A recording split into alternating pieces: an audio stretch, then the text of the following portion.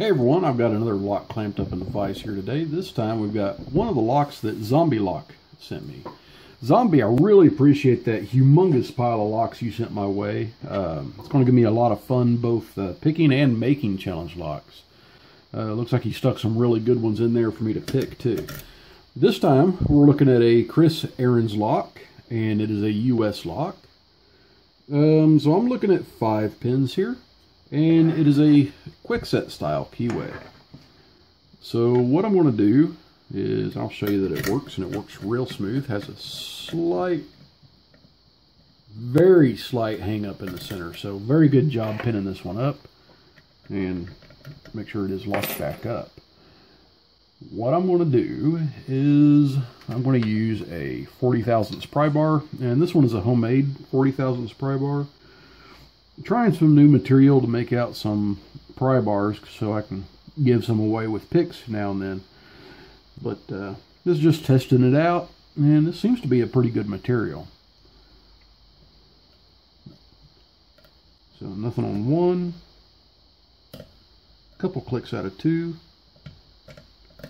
a few clicks out of 3 as I was moving it up, a click out of 4, a very slight click out of 5. And as I bring the pick back, here I was getting a hang up on pin 3.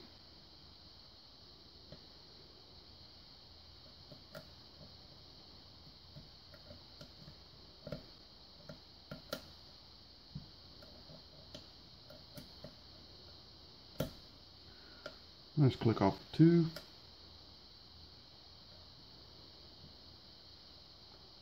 And a little click off 1.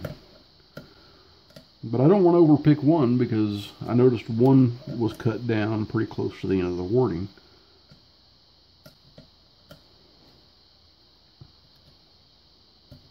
A little bit more turn off of 2. A couple of nice clicks off of 3. I may have overset. A little click out of 1.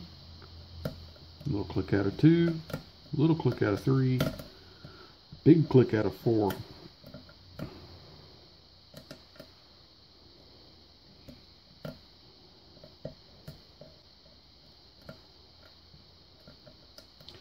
Yep, definitely think I overset something, so I'm going to drop a few of the pins back down. A little click out of 2. 3, nothing on 4, nothing on 5, so back to 3,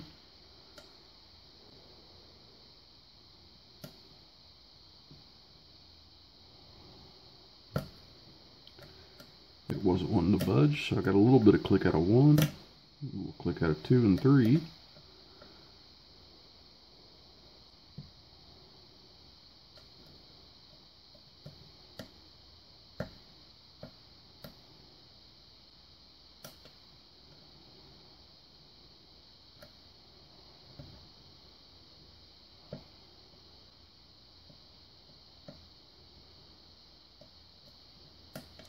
that was oversetting 1 on purpose just to test it out.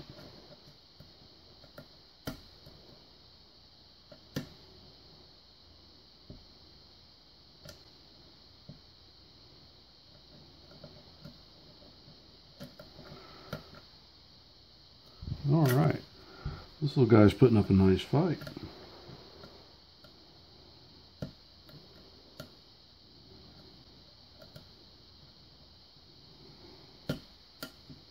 Nice click out of 4, nothing on 5.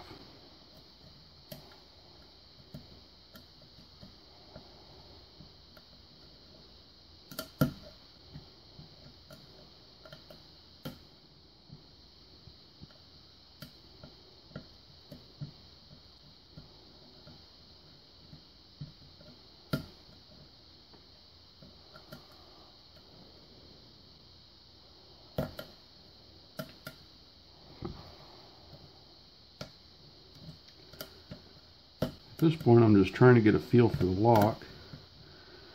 It's kind of wanting to favor heavy tension just a little bit.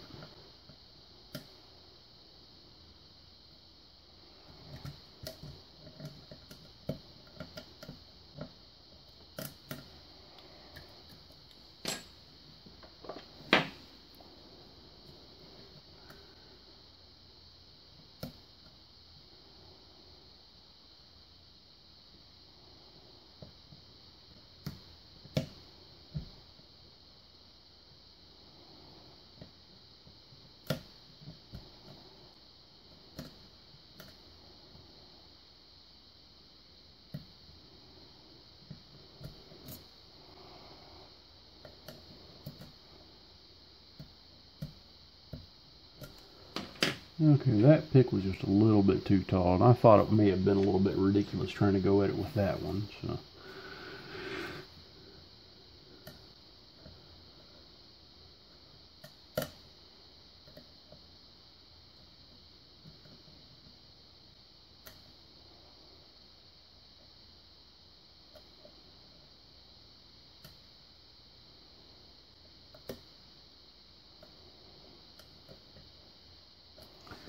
Feels like possibly pin 2 is my next target here.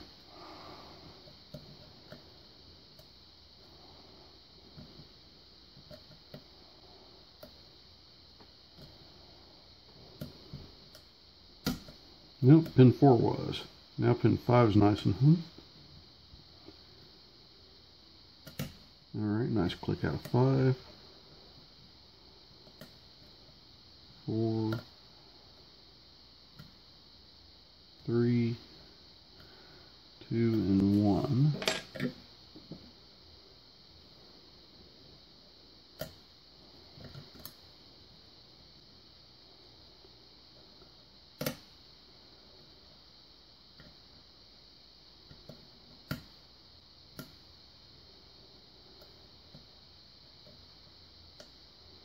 This lock is a strange lock as far as the feedback goes. It kind of wants to favor medium to heavy tension, then all of a sudden it wants to move into the area of light tension.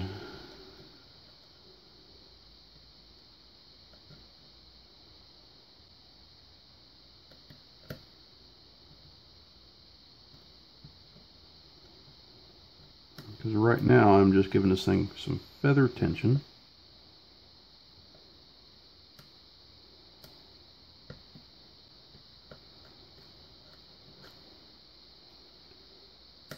And that was enough to overset pin 1.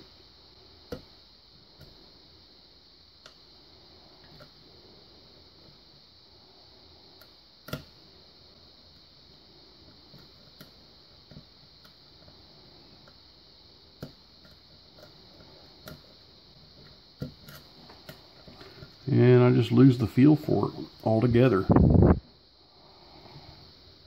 So now I'm just going to go in with ridiculously heavy tension.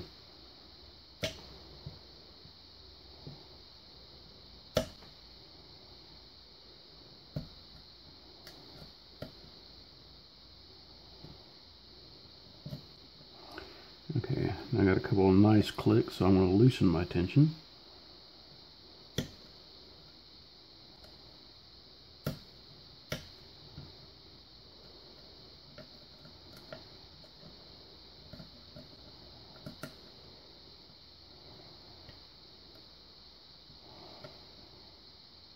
Now I'm back up to hardly any tension.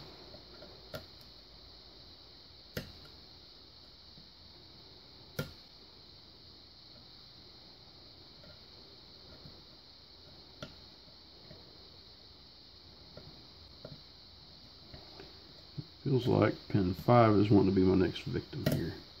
There we go. I've got a deeper falset than I've had so far.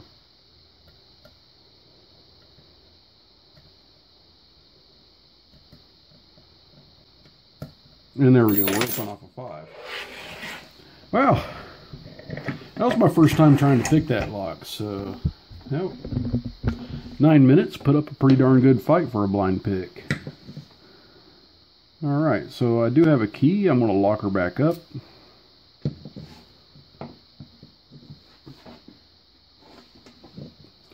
And my clip removers aren't quite handy, so... flat-bladed screwdriver works pretty good most of the time.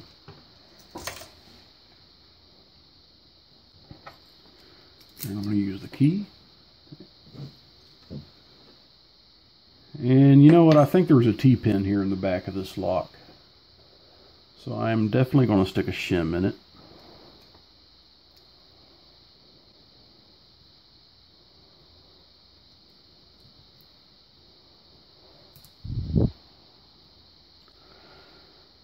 Shim goes in rather tight too. Okay, the key pins are towards me.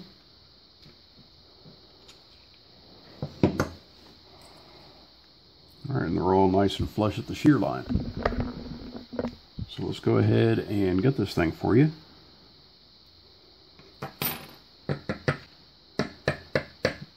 And they all definitely need to be picked. They're all nice, a pretty nice good distance away from the shear line. Pin 1 is a standard. Pin 2 is a, I would call that a wide serration, and I would call that a very tight serration. Then a spool with a very tight serration. Then serrated. Mini serrations on that one.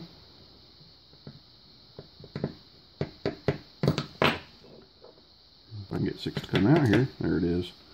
6 is a standard. Alright, so let's go ahead and look at the modifications on the plug here. I see threading in 1, 2, 3, 4, but it also looks like in 4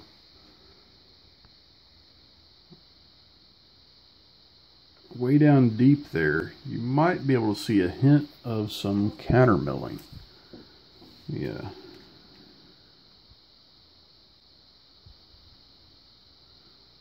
Yep, just a real slight hint of that.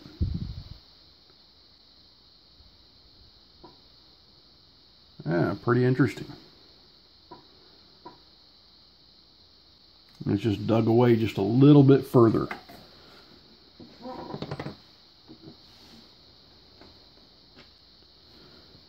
That could have been normal wear with the lock, but it doesn't look like it's that old of a lock. Okay, so I got a T-pin in 1. I've got a multiple serrated with some spools on it on 2. A multiple serrated. And then a kind of a spooled serrated, because it is spooled down, but it's serrated all the way through there.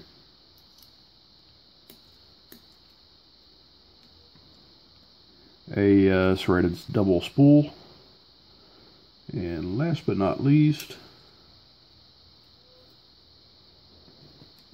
I've got a humongous pin and pin. I'm looking at the top here.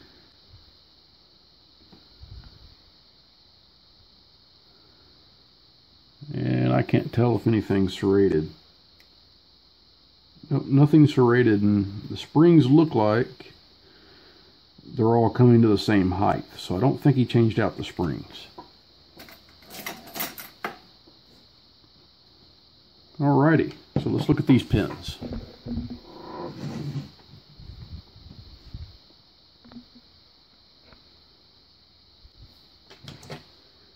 Okay, we've got a standard in 1 with a T-pin above it. And the T-pin was made out of a repurposed key pin. This double serration, then lots of serrations and some spool. A spool with a really tight serration. Then several really tight serrations. Several really tight serrations here.